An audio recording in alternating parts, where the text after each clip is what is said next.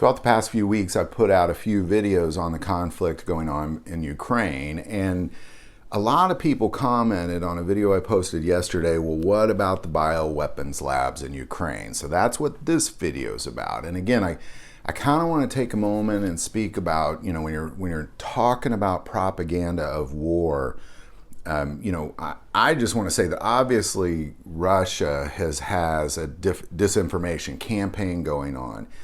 They'd be stupid not to. That's how war works. I mean, you're trying to rally your people and show how evil they are, and that's just how all this works. So let's start there, that if you're kind of reading this, what's coming out of Russia, what you're reading is you're reading their war-driven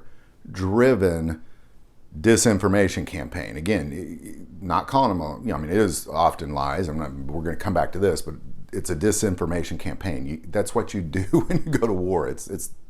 You'd be stupid not to do that. And Vladimir Putin is not stupid. Let's start there. So, but let's look at these bioweapons labs, all right? Because there is some reality to this. So we're going to start with, just the truth in the bioweapons labs, not just what, this group's saying or this misinformation there. Let's just look at what it really is. First,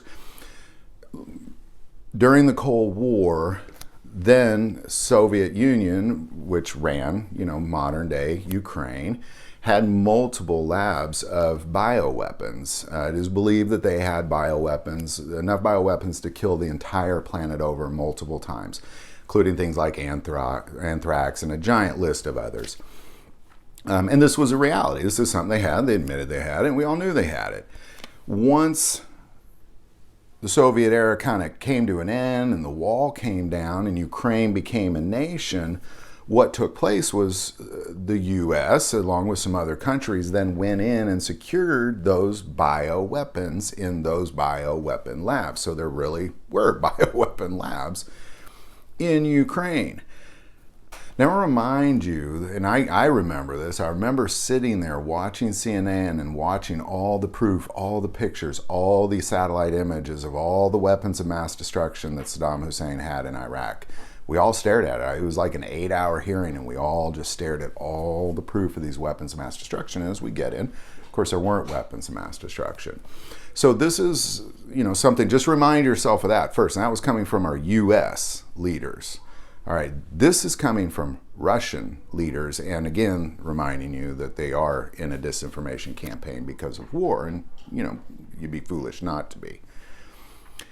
Now, what I will say about these labs is clearly, I don't know if there were labs of bioweapons there, and we're going to come back to the labs because there are labs there, but whether there were bioweapons there, I don't know. But what I do know is that they're not there anymore. I do know that if they were there, that as soon as those tanks started showing up on the borders, they were moved out to somewhere else. You'd be an idiot to leave them there. To know that threat is there, that you're pretty sure Vladimir Putin's coming in with his army, that you're going to leave them there. Of course, you're not going to leave them there. So they're not there. That I do know. I am certain they're not there. Unless everybody's just that dumb, which I don't believe them to be. Now, regarding the biolabs in general, there are labs that have some pretty lethal pathogens there. Most would argue that these are medical-related type of labs. Again, I have not laid eyes on them. I couldn't tell you what's in there.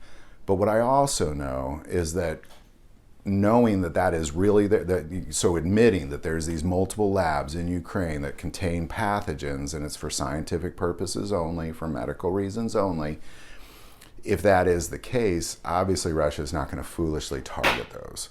That could be devastating to the whole planet, and primarily because the winds blow to the east, by the way, from there primarily, that it's going to cause catastrophic results for Russia, and they're not going to do that. So I guess what I'm saying is, yes, there were bioweapon labs in Ukraine at some point. I don't believe they're there anymore. If they were there yesterday, they're not there today. There's no way they're leaving bioweapons just sitting around for Russia to grab. And I also don't believe that if they are pathogen labs for scientific research, that they're aware of them. They're clearly not going to target them. They're not even going to cut off their electricity, because even the refrigerator units going down is devastating to the world. So Love to hear your thoughts, any insight. I hope this helps. It's just kind of saying, well, what is real? This we know is real. We know that there were once there, but the Soviet Union put them there. And then it was taken over by the U.S. and other countries that were with the U.S. I don't believe that. I mean, I'm just telling you straight up, they'd be dumb to leave Ukraine. I don't think anybody's that dumb. So there you go. Love to hear your thoughts on all that. Put in the comments below. If you like this video, click like and subscribe. Feel called to support this channel with Patreon. That link is also below. But the most important part of this channel, we take prayer requests, and never hesitate to send that in. Thank you for watching this episode of God, Family, and Guns. And as always, love God, love your family, and love guns.